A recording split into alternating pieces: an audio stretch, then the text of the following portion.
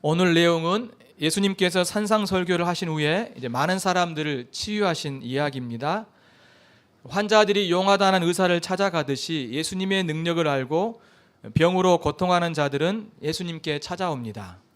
오늘 본문은요, 세 부류의 사람들이 예수님을 통해서 회복되는 내용을 볼 수 있습니다. 첫째는요, 나병 환자고, 둘째는 로마 백부장의 종이었습니다. 셋째는 베드로의 장모입니다.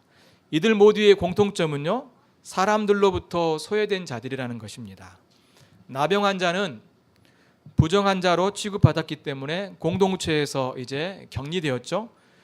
로마 백부장은 유대 땅에서 이방인이었기 때문에 유대인에게 배척되었습니다. 베드로의 장모는 여인이란 이유로 또 소외가 되었죠. 이들 모두 예수님과 만남으로 회복이 됩니다. 오늘 말씀의 제목은 소외된 사람들을 회복시키시는 예수님이라는 내용입니다.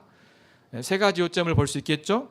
그리스도께서 나병 환자를 깨끗하게 하시고요, 둘째는 그리스도께서 로마 백부장의 종을 고치시는 내용이고, 셋째는 이제 그리스도께서 베드로의 장모를 고치시는 그런 내용입니다. 첫 번째 이야기는 그리스도께서 나병 환자를 깨끗하게 하시는 내용입니다. 나병 환자는 보통 우리가 문둥병이라고 이야기하는데요, 지금은 한센병이라고 하잖아요. 이것은 한센병만이 아니라 다양한 피부 질환을 다 포함하고 있는 내용입니다. 그러니까 굉장히 심한 피부병에 걸려 있는 사람들인 거죠. 나병 환자가 예수님께 나와 절하여서 말을 합니다. 주여, 원하시면 저를 깨끗하게 하실 수 있나이다. 자, 이 사람의 말을 보면요, 예수님께서 자신의 병을 고칠 능력이 있다라는 것을 이 사람은 믿었어요. 그런데 주님이 자신을 고칠 그런 뜻, 의향이 있는지는 아직 확신이 없었다라는 그런 말입니다. 왜냐하면 주여 원하시면 이렇게 이야기하고 있는 겁니다. 이 말이 단순히 예수님이 능력이 없기 때문에 그런 의도를 가지고 이야기하는 건 아니라는 거죠. 나병 환자는요, 그가 사는 곳에서 추방이 되었습니다. 같은 병에 걸린 환자들끼리 서로 살았어요. 왜냐하면 그들은 의식적으로, 그러니까 제의적으로 부정환자로, 율법에 의하면 부정환자로 취급을 받았고요, 또한 병이 전염될 수 있었기 때문에 그들은 따로 격리되어 살았습니다. 그래서 사랑하는 가족들과 떨어져야 했고요, 또 하나님께로도 나아갈 수 없었어요. 사회적으로, 종교적으로 소외된 자라고 말할 수 있겠죠. 이런 그가 예수님께 찾아온 것은요, 굉장히 모험적인 것입니다. 부정한 자가 사람들을 지나가면 어떻게 되겠어요? 큰일 나겠죠? 격리된 곳에서 벗어나 모험을 하면서까지 예수님께 찾아온 이유가 뭘까요?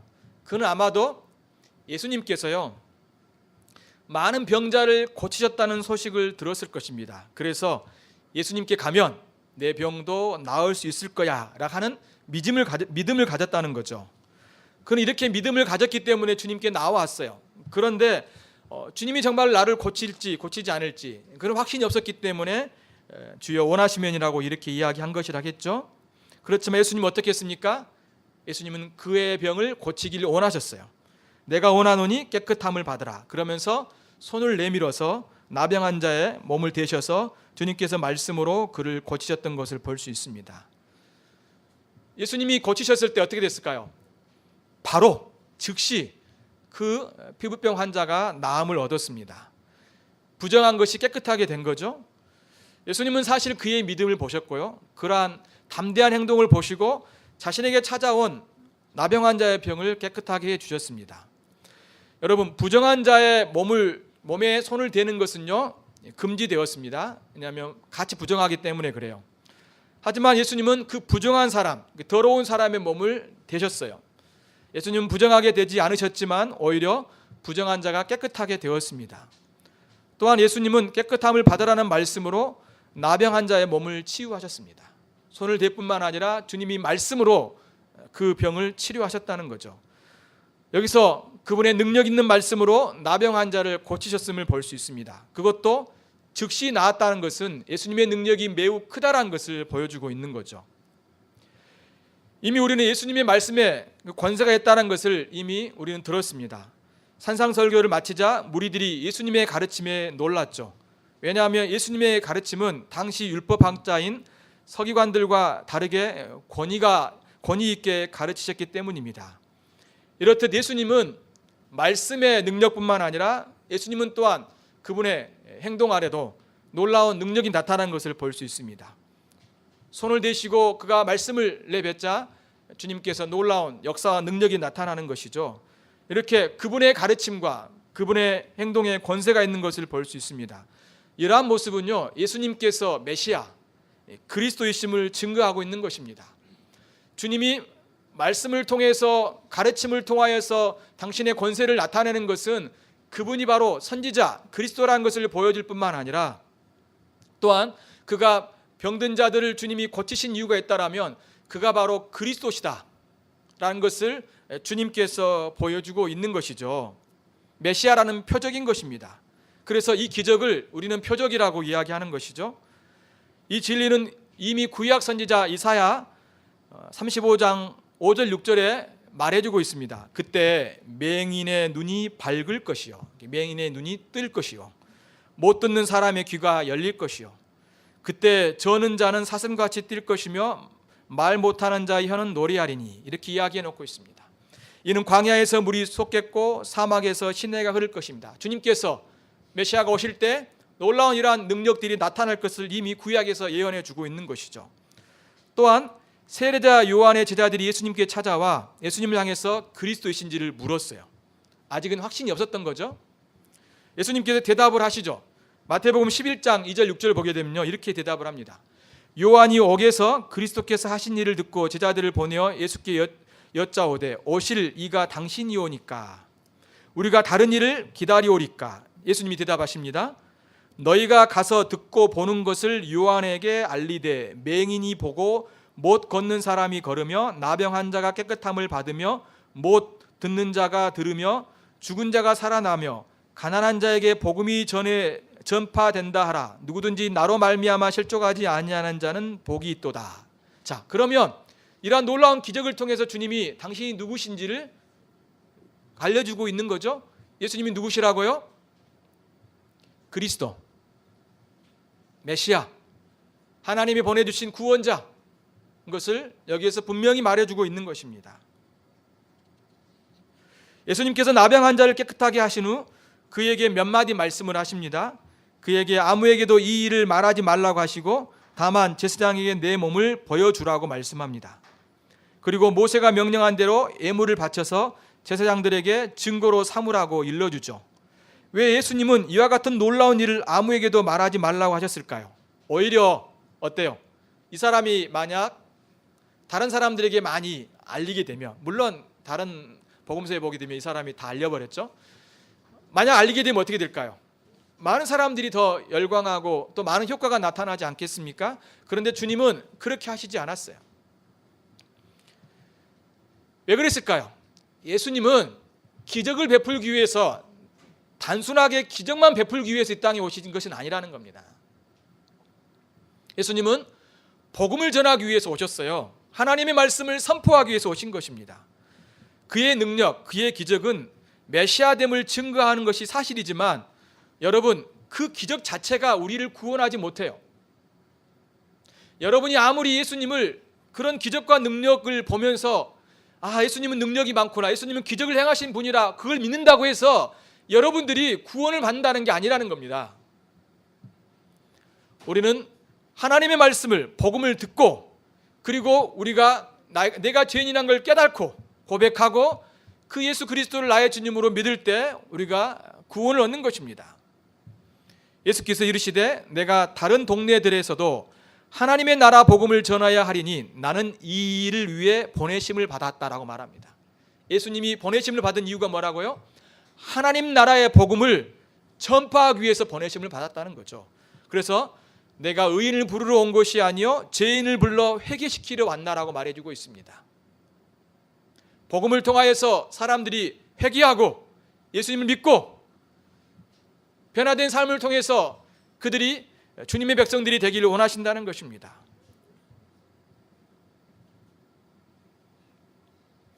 여기서 우리는 예수님의 관심이 표적 자체에 있다라고, 표적 자체에 있는 것이 아니라 바로 복음, 하나님의 말씀인 것을 우리가 알 수 있습니다. 오히려 이 표적은요, 그리스도께서 전하신 이 하나님의 말씀이 참되다, 또 그분이 바로 메시아다라는 것을 보여주고 있는 것이죠.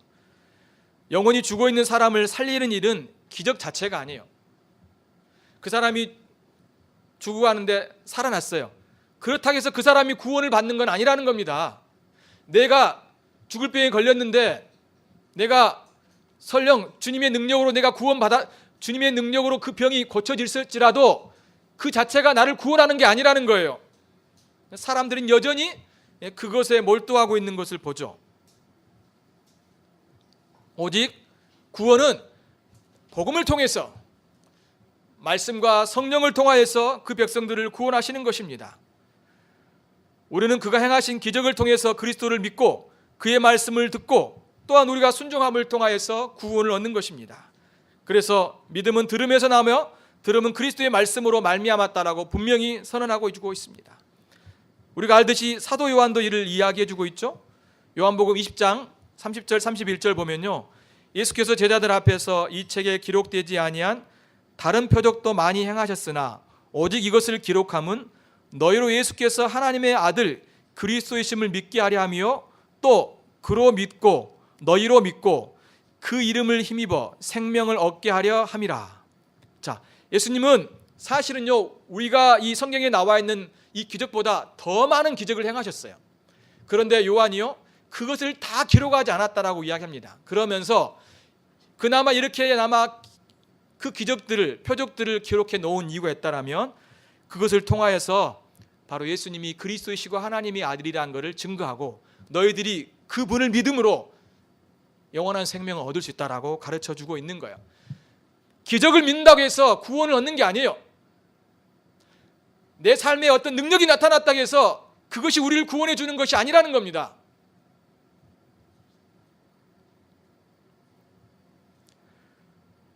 그런데 예수님 당시나 지금이나 예수님을 사람들이 어떻게 믿고 있습니까? 그의 말씀을 듣고 그분을 자신의 주님으로 믿고 따르기보다 오히려 기적 자체에 몰두하죠. 악한 세대가 그렇습니다. 예수님 말씀하셨잖아요. 이러한 표적 자체는, 그 표적 자체를 구하는 사람들은 악한 세대라고 이야기했어요. 오히려 예수님께서 요나의 표적을 이야기하면서 그리스도의 죽음과 부활을 요나를 통하여서 알려주고 있는 것을 볼 수 있죠. 그 사람의 신앙이 언제 드러납니까?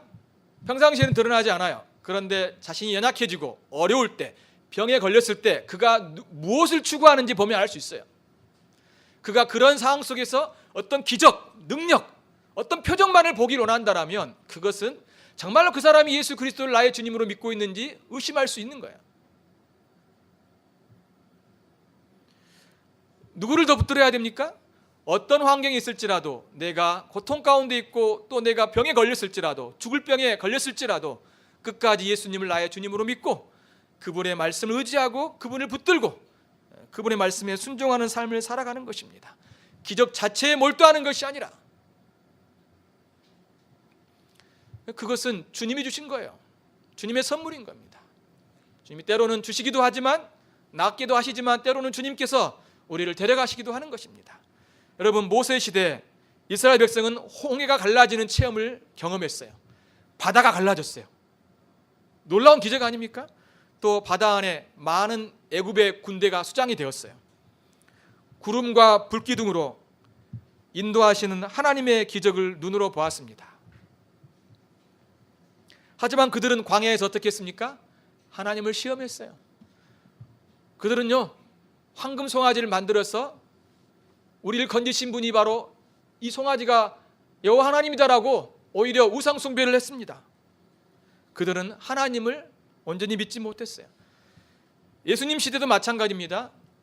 예수님께서도 병든 자, 귀신 들린 자를 고치시고 죽은 자를 살리셨어요.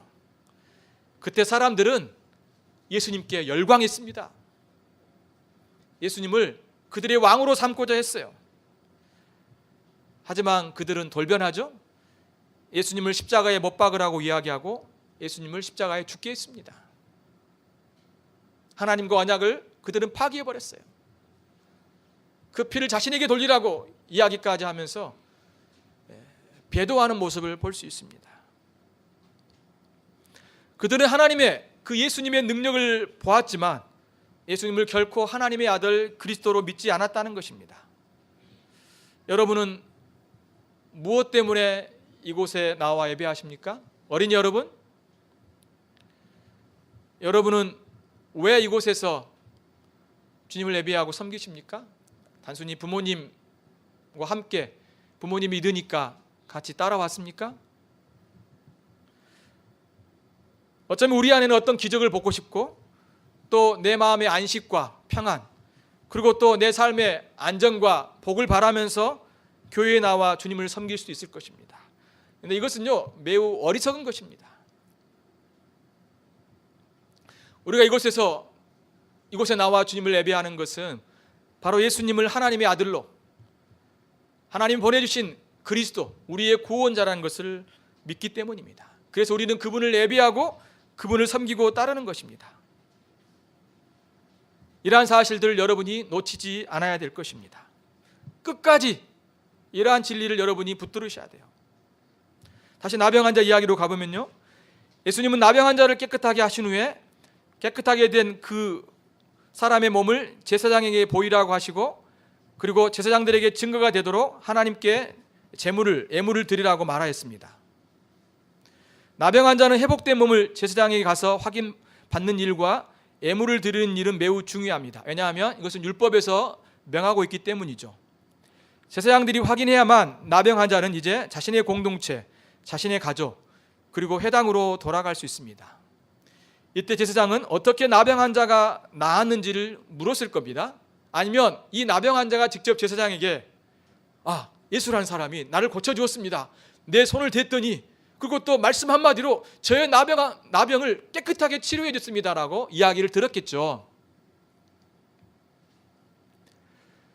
제사장은요 구약 성경을 알고 있었기 때문에 이 나병 환자의 회복을 통해서 또한 그 사람이 누구인지라는 걸 이야기를 들었을 때 예수가 메시아가 아닐까라는 생각들을 가지게 되었을 것입니다. 나병 환자가 깨끗하기 전에 여러분 그의 형편은 어땠습니까? 그는 그의 병 때문에 자신의 공동체에서 격리되었죠. 육체적인 질병 때문에 사회에서 소외된 자였습니다. 또한 그의 병은 하나님께 저주받은 자로 여겨졌습니다. 그는 그 병이 낫기 전까지 부정한 자로 살아야 했습니다. 만약 그 병이 낫지 않으면 어떻게 될까요? 평생 동안 가족을 떠나서 저주받은 자로, 부정한 자로 고통하는 사람들과 살아야 될 처지에 놓인 거죠. 그렇지만 그가 주님 앞에 나왔을 때, 하나님 은혜로 그가 병이 나았을 때 참으로 예수 그리스도를 만남을 통하여서 놀라운 기적을 경험하는 것을 볼 수 있습니다. 그가 그리스도를 만남으로 또한 주님께서 그를 치유하시겠다라고 당신의 그런 주권, 당신의 그런 어떤 사랑과 그 관심의 마음을 치유를 통하여서 나타나셨을 때 그의 질병이 치유되는 것을 볼 수 있습니다. 이것은 그의 모든 수치와 억눌림이 제거되는 것을 우리에게 말씀해 주고 있는 것이죠. 그가 아무리 주님께 나오더라도 주님이 치료하시지 않으면 사실 그에게는 이러한 수치가 제거되지 않을 겁니다. 그렇지만 주님은 고통 가운데 있는 그 자가 주님 앞에 나왔을 때 주님은 그에게 손을 대시고 말씀으로 회복하시는 놀라운 은혜와 역사를 나타내어 주셨습니다. 이와 같은 수치스러운 인생, 소외된 인생 속에 바로 주님만이 우리에게 기쁨과 만족이 되는 것을 우리에게 보여주고 있는 것이죠. 자, 두 번째는요, 예수께서 로마의 백부장의 종을 고치시는 내용을 볼 수 있습니다. 가버나움의 백부장이 중풍병으로 매우 괴로워하는 자신의 하인을 고쳐달라고 예수님께 찾아와 간청을 하죠. 예수님은 백부장에게 내가 가서 고쳐주겠다라고 말을 합니다. 백부장이란 말은요, 군사 100명을 거느리고 있는 로마의 장교를 이야기합니다. 천부장은 몇 명일까요? 1000명인 거죠. 그렇죠? 그는 유대인을 지배하는 나라인 로마 장교였기 때문에 유대인들이 그를 미워했어요. 물론 이 사람은 좀 특별한 경우였죠. 유대인들이 잘해줬기 때문에 다른 복음서에 보면 나옵니다. 이방인이었기 때문에 유대인들은 이 사람을 부정하는 자로 취급했습니다. 백부장은 힘을 가진 자였지만 유대인에게 소외된 사람이라고 말할 수 있죠. 그런 그가 자신의 하인의 병을 위해서 예수님께 찾아왔습니다. 힘을 가진 자가 비천한 종을 위해서 예수님께 도움을 호소하는 거죠. 또한 예수님은 유대인이었기 때문에 지배국 나라의 장교가 지배를 받는 나라 사람에게 찾아와 도움을 호소하는 것은 매우 이례적이라고 말할 수 있습니다. 또한 백부장은 예수님을 향해서 주여라고 호소하고 있습니다. 이러한 백부장의 태도는 그가 매우 사랑이 많고 겸손한 자라는 것을 우리가 알 수 있습니다. 예수님은 백부장의 간청을 듣고 하인 있는 집에 직접 가서 고쳐주겠다라고 하셨어요. 하지만 이 백부장은요, 의외의 말을 합니다. 8절과 9절을 한번 보십시오. 뭐라고 이야기하는가? 같이 한번 읽어보겠습니다. 시작. 백부장이 대답하여 이르되 주여 내 집에 들어오심을 나는 감당하지 못하겠사오. 다만 말씀오라만 하옵소서. 그러면 내 하인이 낫겠사옵나이다. 나도 남의 수하에 있는 사람이요 내 아래에도 군사가 있으니 이더러 가라 하면 가고 더더러 가라 하면 오고 내 정도로 이것을 하라 하면 하나이다. 그렇죠. 백부장이 한 말의 요지는요, 집에 오지 않아도 이곳에서 명령만 하시면 하인이 나을 수 있다라고 말을 하는 겁니다. 군대에서 상관이 명령하면 부하들이 따르는 것처럼 예수님께서도 말씀만 하시면 하인이 나을 거라고 확신 있게 말을 하고 있는 겁니다. 예수님은 바로 이 백부장의 말을 들어서 이제 칭찬을 하게 되는 것을 볼 수 있죠. 예수님은 그의 말을 듣고 매우 놀랍니다. 그래서 그 다음 절 10절과 11절을 보게 되면 내가 진실로 너희에게 이르노니 이스라엘 중 아무에게도 이만한 믿음을 보지 못하였노라. 또 너희에게 이르노니 동서로부터 많은 사람이 이르러 아브라함과 이삭과 야곱과 함께 천국에 앉으려니와 그 나라의 본 자손들은 바깥 어두운 데 쫓겨나 거기서 울며 이를 갈게 되리라고 말씀하십니다. 예수님 백부장의 믿음을 칭찬하시고요, 백부장은 유대인이 아니라 이방인이지만 이스라엘 백성 중에는 없는 그런 믿음을 가졌다라고 말씀하셨습니다. 자, 그러면서 예수님은 믿음을 가진 많은 이방인들이 천국에 들어올 것이고 믿음이 없는 유대인들이 지옥으로 떨어질 것을 더불어 말씀하시죠. 여러분, 아브라함의 자손은 누구입니까? 혈통이 아니에요. 내가 이스라엘 백성으로 태어났다고 해서 아브라함의 자손이 아니라 믿음을 가진 자가 아브라함의 자손이라는 것입니다. 천국은 유대인이나 이방인이라는 민족성 때문에 들어가는 것이 아니라 믿음으로 들어갈 수 있다는 것을 말씀해 주고 있습니다. 이것은 당시 유대인들에게는 굉장히 충격적인 거예요. 왜냐하면 그들이 하나님을 믿고 있다고 생각했고 자신들은 그것 때문에 하나님의 백성이라고 생각했던 거죠. 그렇지만 오히려 이 이방인을 칭찬하시면서 유대인들의 믿음 없음을 주님이 경고하고 있는 것을 볼 수 있습니다. 그러면서 예수님 백부장에게 가라, 내 믿은 대로 이제 될지어다라고 말씀하고 있습니다. 백부장의 믿음으로 하인의 병이 낫게 되죠. 하나님은 환자 본인의 믿음이 아니더라도 당신의 능력을 나타낸 것을 볼 수 있습니다. 당사자의 믿음의 유무에 따라서 하나님의 능력이 나타난 것이 아니라는 것입니다. 더 정확하게 이야기하면 뭘까요? 주님이 고쳐주신 거죠. 물론 백부장은요, 믿음이 있었습니다. 그 믿음을 칭찬하시고 물론 그 믿음 때문에 주님이 고쳐주신 건 사실이에요. 또 그것도 하인, 그의 종의 병을 고쳐주셨습니다. 그런데 그 하인이 믿음이 있었습니까? 믿음이 없었어요. 그리고 그 백부장도 자신이 믿음 때문에 믿음 자체가 원인이 돼서 그 사람이 하인의 종이 병이 낫게 된 것이 아니라는 것입니다. 이러한 내용은요, 다음 단락에 보게 되면 베드로의 장모가 열병에서 나은 것에도 우리가 알 수 있어요. 여러분, 우리가 읽었듯이 베드로의 장모가 믿음으로 나왔기 때문에 주님이 그 사람의 병을 고쳐주었습니까? 그렇지 않아요. 말씀 보시게 되면요, 베드로의 장모가 어떤 믿음을 가지고 반응했기 때문에 주님이 그 베드로의 장모의 병을 고쳐주신 게 아니에요. 그리고 마태복음 9장에 보게 되면 이제 침상에 누운 중풍병자를 사람들이 데리고 옵니다. 그런데 예수님이 그 중풍병자의 병을 고쳐주셔요. 물론 그 이전에 주님이 그 죄사함을 선언하고 병을 고쳐주죠. 그런데 그 중풍병자의 믿음을 보고 주님이 병을 고쳐주신 게 아니에요. 오히려 그들의 믿음을 보시고 이야기했어요. 그러니까 침상째 들고 온 그 사람들을, 그들의 믿음을 보시고 그 중풍병자의 죄를 사해 주시고 병을 고쳐 주신 것을 볼 수 있어요. 이것은 굉장히 중요한 내용입니다. 왜냐하면 많은 경우 어때요? 믿음이 있고 없냐에 따라서 병이 나을 수 있다, 낫지 않다라고 이야기하기 때문에 그래요.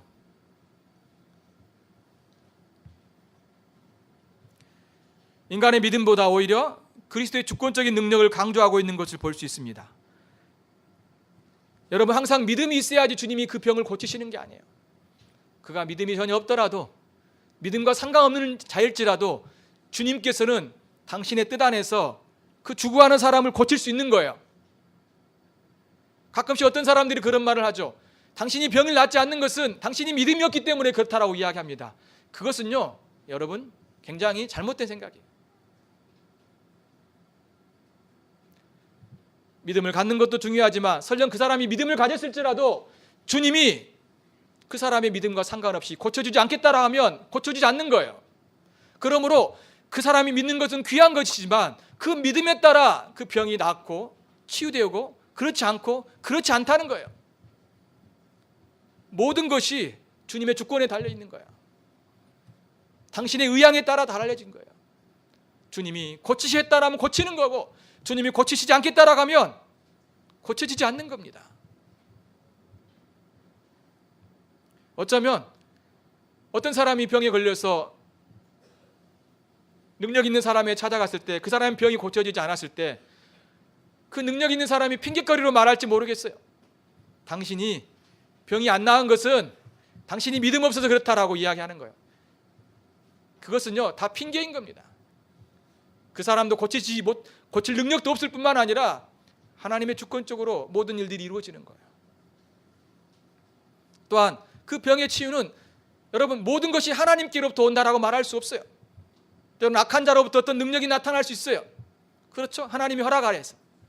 그렇기 때문에 우리는 그것들을 볼 때 항상 기적 자체에 몰두하는 것은 굉장히 위험한 신앙이라는 것을 우리는 볼 수 있어야 되는 거예요. 다시 한번 주님의 은혜가, 주님의 주권이, 주님의 사랑과 관심이 먼저이라는 것을 여기서 볼 수 있는 것입니다. 그렇다고 주님이 그 사람의 믿음을 무시하지는 않습니다. 왜냐하면 이 백부장의 믿음을 주님이 칭찬하셨기 때문에 그렇습니다. 천국은 어떻게 들어갑니까? 물론 하나님 은혜로 들어가죠. 그러면서 또한 믿음으로 들어가는 것입니다. 예수 그리스도를 믿고 자신의 죄를 회개하는 자들이 하나님 나라에 들어갈 수 있는 것이에요.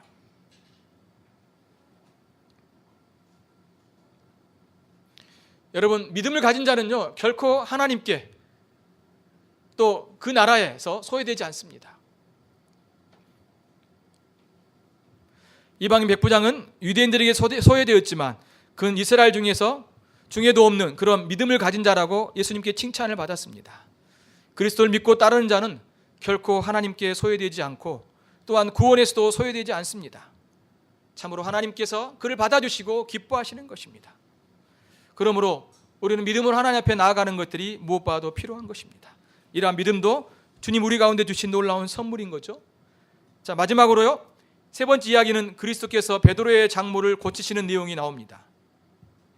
장모는 열병에 누워 있었죠. 그의 손을 만지시고 주님께서 그 여인의 병을 주님이 치유하셨습니다. 그리고 말씀으로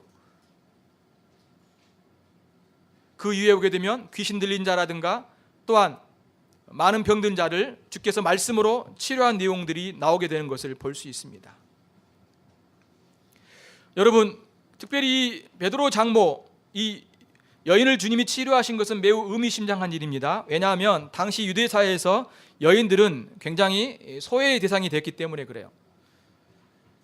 지금보다 훨씬 더 이 여인들이 무시를 당했습니다. 그렇지만 어땠습니까? 주님이 그 여인을 향해서 주님이 관심을 갖고 치료하신 것을 볼 수 있습니다. 사람들이 눈에 봤을 때는 보잘것없고 또 어쩌면 별로 관심도 없는 그런 여인을 향해서 주님께서 깊은 사랑과 또 치유를 통하여서 당신의 관심을 보여준 것을 우리가 알 수 있는 것이죠. 주님 이뿐만 아니라 그 이후에 보게 되면요, 귀신 들린 자들과 또한 많은 병든 자들을 주님이 치유하신 내용들을 쭉 볼 수 있습니다. 그러면서 마지막에 17절에 보게 되면요, 그 이유를 이렇게 설명합니다. 같이 한번 17절 한번 읽어보겠습니다. 시작. 이는 선지자 이사야를 통하여 하신 말씀에 우리의 연약한 것을 친히 담당하시고 병을 짊어지셨도다 함을 이루려 하심이더라. 자, 앞에 나와 있는 이러한 많은 연약한 것, 또 병을 고치신 이러한 내용들이요, 구약 말씀을 성취하신 거라고 이야기하고 있습니다. 자, 이 말씀은 구약 어디의 말씀일까요? 이사야 53장 4절이에요. 그런데 이사야 53장 4절을 보게 되면 똑같이 안 써졌어요. 그러면 이 말씀은 70인경인 거예요. 70인경을 여기다 써놓은 겁니다. 여기서 우리가 예수님이 병을 치유하신 걸 쭉 이야기를 하고 있죠. 그런데 사실 이사야 53장 4절 말씀 보게 되면 단순히 어떤 육체적인 문제만을 이야기하는 것이 아니라 우리 영혼의 질병, 그러니까 우리의 죄 사함에 대한 이야기를 쭉 하고 있는데 갑자기 몸에 대한 질병을 치료한 이야기로 바뀐 걸 볼 수 있습니다. 그 이유는 뭘까요? 연약한 것과 이런 병은요, 사실은 죄의 결과인 겁니다. 이런 것들은 다 죄의 저주, 비참한 우리 인간의 모습을 보여주고 있는 것이죠. 그럼 예수님께서 이 땅에 오신 이유가 무엇인지를 여기에서 말씀해 주고 있는 겁니다. 이러한 귀신 들린 자라든가 병 고치는 것을 통해서 주님께서 그 모든 근원인 이 죄로부터 주님이 우리의 구원자가 되신다는 것을 말씀해 주고 있는 것입니다. 이러한 모든 능력과 치유 활동은 예수 그리스도께서 바로 우리의 구원자, 하나님의 아들 그리스도라는 것을 우리에게 보여주고 있는 것이죠. 자, 우리는 이 세 가지의 내용을 살폈습니다. 나병 환자를 치유하시고, 로마 백부장의 하인을 고치시고, 베드로의 장모의 열병을 고쳐주셨습니다. 또한 물론 귀신을 쫓아내시고 많은 병자들을 고치셨죠. 이렇게 주님이 많은 능력들을 나타내신 이유가 뭐라고요? 그분이 누구이신 것을 우리에게 보여준다는 거예요. 하나님의 아들 그리스도, 우리의 구원자라는 걸 보여주고 있다는 것입니다. 그가 연약한 것과 병을 짊어지신 것은 뭘 우리에게 보여주고 있을까요? 바로 우리의 죄의 구원자, 우리 영혼의 구원자, 우리를 구원하신 분이란 걸 말씀해 주고 있다는 것이죠. 그래서 성경은 이렇게 이야기합니다. 건강한 자에게는 의사가 쓸데없고 병든 자라야 쓸데있느니라. 나는 의인을 부르러 온 것이 아니요 죄인을 부르러 왔노라고 말씀해 주고 있습니다. 병과 연관지어서 주님이 의인과 죄인 이야기하면서 죄인을 구원하러 오신 분이란 걸 여기 설명해 주고 있는 걸 볼 수 있죠. 이러한 구원은요, 궁극적으로 예수 그리스도의 죽음과 부활을 통해서 온전히 이루어지겠죠. 아직은 주님이 돌아가시기 전이기 때문에요. 그렇다면 주께서 귀신과 병으로 고통하는 자를 고치신 것은 그의 구속의 공로를 통해서 우리에게 주실 그러한 열매를 미리 보여주고 있는 거예요.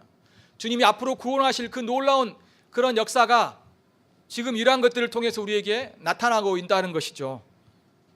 우리는 지금 이 죄인들을, 이 병든 자를 주님께서 고치시는 장면을 통하여서 주님의 구속의 사건을 미리 보고 있다는 거예요. 주님이 앞으로 주님께서 자기 백성들을 구원하실 것을 지금 우리에게 간접적으로 보여주고 있다는 것입니다. 그러므로 우리 장면을 볼 때마다 단순히 병을 치료하고 병을 낫는 것, 귀신을 쫓는 것으로만 보지 말고 주님께서 우리를 구원하시는 구원자라고 보라는 것이에요. 근데 사람들이 여전히 그걸 보지 않아요. 자신의 문제, 육체의 질병의 해결만을 보는 거예요. 그러면 거기에는 복음이 없는 겁니다.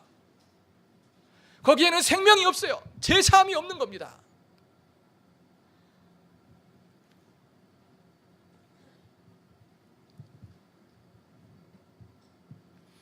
또한 이러한 병을 고치시고 귀신을 쫓아내는 사역은요, 영원한 하나님 나라의 모습을 우리에게 보여주고 있는 것입니다. 이러한 치유하심을 통해서 참된 안식, 또 소외받지 않음, 함께함, 그렇죠?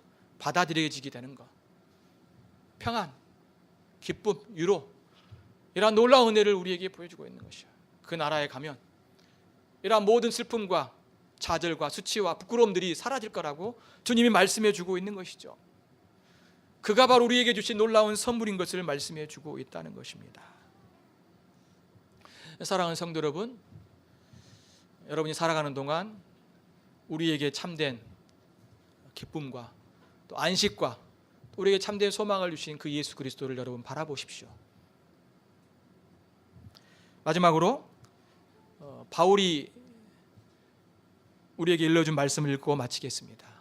내가 그리스도와 함께 십자가에 못 박혔나니 그런즉 이제는 내가 산 것이 아니요 오직 내 안에 그리스도께서 사신 것이라. 이제 내가 육체 가운데 사는 것은 나를 사랑하사 나를 위하여 자기 자신을 버리신 하나님의 아들을 믿는 믿음 안에서 사는 것이라. 우리는 이 땅에서 살고 있습니다. 어떻게 살아야 합니까? 나를 사랑하사 나를 위하여 자기 자신을 버리신 하나님의 아들을 믿는 믿음 안에 사는 것이다. 우리가 끝까지 어떤 삶을 살아야 됩니까? 우리가 끝까지 붙들고 살아야 될 삶은 하나님의 아들 예수 그리스도를 사랑하며 의지하며 그분을 붙들며 사는 것이에요. 그것이 전부예요. 다른 모든 것들은 주님이 주시기도 하고 주시지 않기도 하는 겁니다. 그렇죠? 그럼 여러분이 항상 예수 그리스도 하나님의 아들을 믿는 믿음으로 살아가신 여러분의 삶이 되시기를 바랍니다. 같이 기도하겠습니다.